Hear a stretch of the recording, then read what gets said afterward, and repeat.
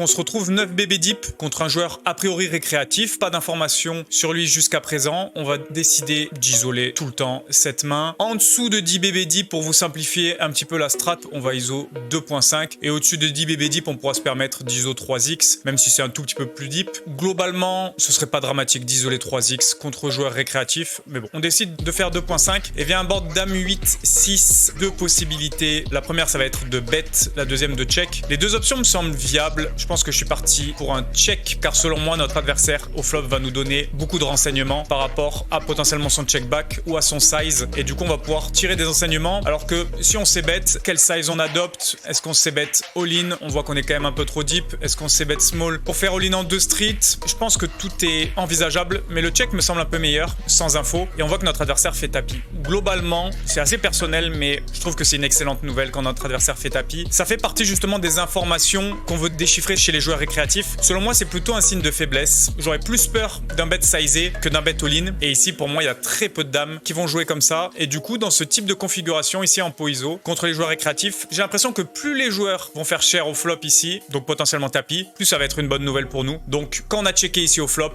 on a un call ultra facile et notre adversaire a décidé de shove 9 et 6, troisième paire, ce qui fait sens par rapport à son sizing.